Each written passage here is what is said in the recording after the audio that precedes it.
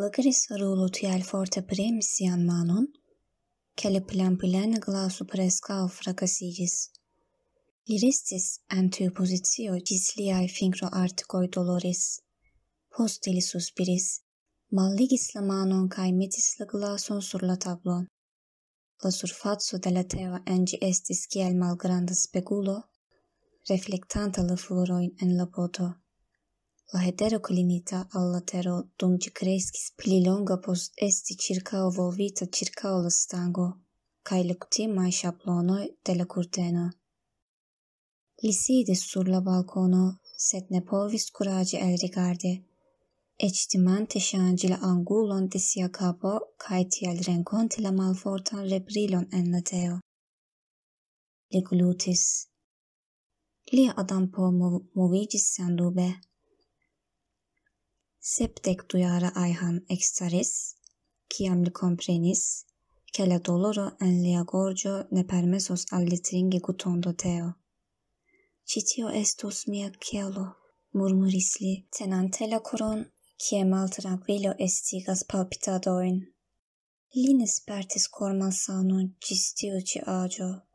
Tamen, kiel malĝojo kaj streĉo eluzis lian eta karnon el kelkaj monatoj. Li eliris el la kuirejo. La buntaj kadroj ĉe lia dekstra flanko malhelpis liajn piedojn iri en la malkara koridoro kondukanta al la salono. Kadroj, el kiuj ĉiu konservas la senmortecon de feliĉa momento. Ĉi tie, lia forpasinta edzino trikis, tuj apud ĝi karesis lia filo kaj bofilino, rigardante lin kun sia nepo, kur estis nur bebo antaŭ 20 kelkaj jaroj. Malsupre estis foto kun superregado de matblanko kaj bluo, prinita en la intenscuracejo de hospitalo, kun dolaraj memoroj. Ayhan suspiris. Li ankoraŭ ne povis forgesi la mortotimon, kiun li sentis dum senspire tordiĝis pro la viruso venis el Ĉinio. La senpoveco, kiu eluzis lin, kiam li estis dum tagoj en la intenscuracejo kun tubo engulita en la gorĝo. Tamen, li resaniĝis post 4 tagoj en tiu tempo, kaj kiam li eliris el la malsanulejo akompanata de aplaŭdoj, li pensis, ke li kondukos feliĉan vivon dum multaj jaroj, eĉ se li estos maljuna. 7 jaroj, li pensis, jam pasis 7 jaroj de kiam la koronavirus epidemio pasis, kaj hodiaŭ, kiel la kalendaroj montris 2027, la nova malsano, kiu bruligas la planedon, estis la plej ruiniga inter la aliaj. La grisarulo subite kovris sian vizaĝon per sia mano, dum li distrite rigardis la foton. Kial, li kriis, kial mi? Li daŭre plendis al si mem dum li marŝis al la banĉambro. Ĉi tiu tempo ne estis kiel antaŭe. Mi estis singarda. Mi eĉ ne eliris. Kial? Li malfermis la pordon de la banĉambro. Li frontis al la spegulo kaj forte fermis la okulojn. Li malbutonumis sian ĉemizon palpante kaj profunde enspiris. Por ke forpasu la ploro. Venu, li flustris, disigante la okulharojn, li diris. Vidis malfortan lumon, kaj denove fermis ilin. Minutojn poste, li kurais malfermi la okulojn plene. Kvankam li sciis, kion li vidos, li ne povis ne esti konsternita kaj terurigita. La kavaĵo tuj sub lia gorĝo similis al la kuniĝo de radiko kaj trunko de arbo. Ŝnuro da nigraj strioj disvastiĝis de tiu areo supren kaj malsupren sur liaj vangoj kaj pulmoj. La nomo de malsano estis nigra franĝo. Ĝi estis unuafoje vidita inter kuracistoj en hospitalo komence de la jaro. La hospitalo tuj estis en kvarantena, sed la malsano daŭre disvastiĝis kun senprecedenca rapideco. Ĝi daŭras semajnojn en medioj nepurgitaj per specialaj desinfektaĵoj. Frostado kaj hejtado ne funkciis. La incubatio estis mallonga. La homoj, kiuj kaptis la viruson matene, vidis nigrajn fadenojn en siaj gorĝoj vespere. Ĉiuj iliaj haŭtoj estis envolvitaj per ĉi tiuj fadenoj en 3 tagoj. Kaj la pacientoj rapide mortis pro multopla organa malfunkcio. Ekde la tempo, kiam la sansistemo kolapsis, homoj komencis resti hejme. Ne por protekto, sed por kaŝi ili infektis. Ĉar nun, la pacientoj estis prenitaj el siaj hejmoj akompanate de soldatoj kaj kondukitaj al la plej proksima tombejo. Ĉar ĉi tiu areo estis plene ĉirkaŭitaj de tolkutoj. Neniu sciis precize kio okazas interne. Iuj homoj diris, ili enterigas ilin vivaj, kaj iuj, ili bruligas la korpojn sub la tero por ke la fumo ne eliru. La onidiroj foriĝis de kontrolo. Amaskomunikilaj organoj ne funkciis. La gazeto Fulustro daŭre ekzistis kiel la nura realigebla amaskomunikilo. Fakte, la militejo deklarita antaŭ kelkaj semajnoj ne havis prioritaton doni travideblajn informojn al la publiko. Nur la patrolveturiloj travojaĝis tra la stratoj.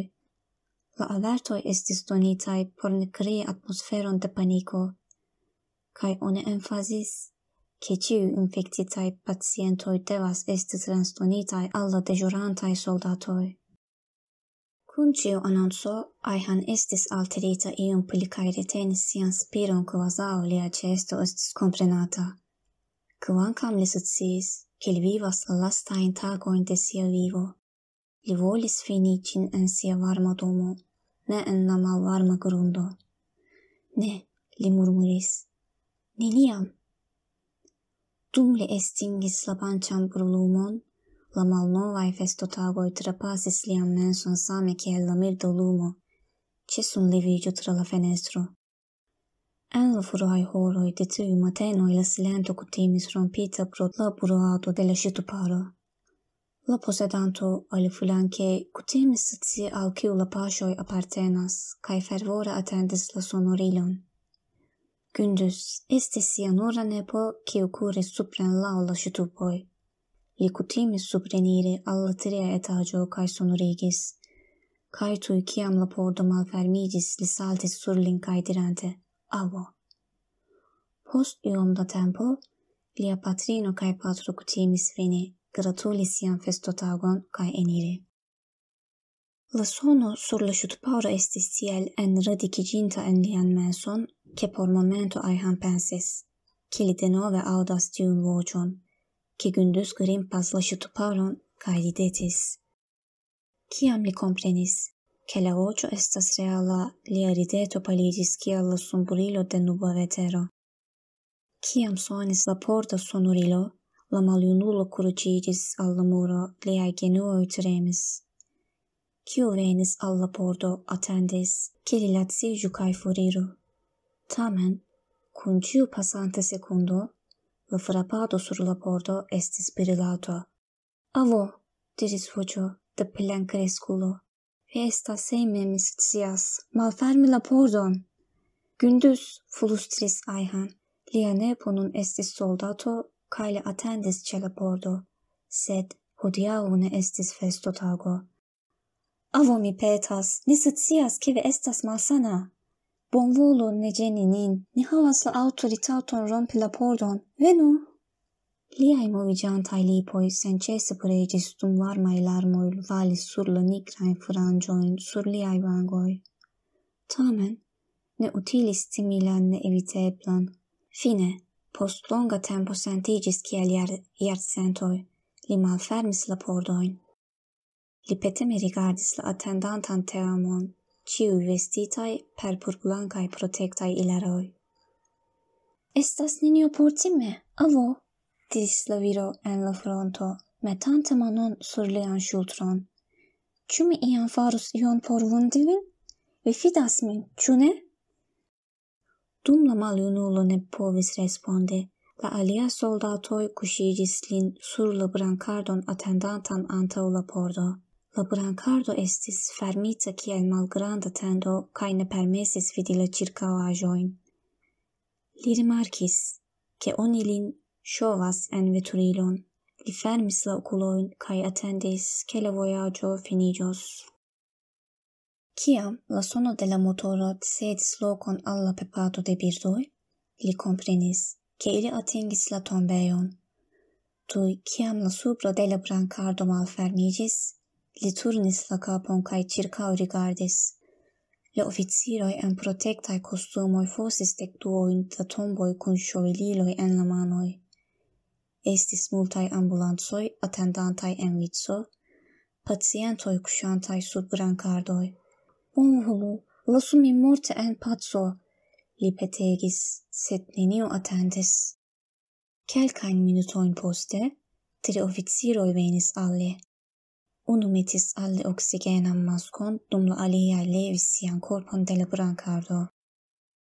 Kiam Ayhan luktis kaj provis seniĝi de iliaj manoj, ili donis al li sedagan injekton. Venis pliaj du homoj. Kvin oficiroj kuŝigis la maljunulon en unu el la profundoj tomboj.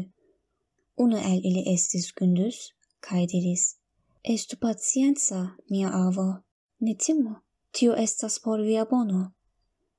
Post kiam ili kuŝigis lin, ili kovris lin kiel kovrilon, sed ili ne prenis la oksigenan maskon de lia vizaĝo. Dum la ŝoveliloj mallumigis la mondon de Ayhan per grundoj, la maljunulo pensis pri la lasta fojo, kiam li vidis la ĉielon. La plenluno, kiun li vidis hieraŭ nokte, lasis sian lokon al vasta kaj limpida bluo. Kiel la taŭgo kaŝis la lunon, kiu ŝajnis tiel hela nokte. Tagtempo enterigis la lunon, li pensis, kaj gündüz entombigis Ayhan.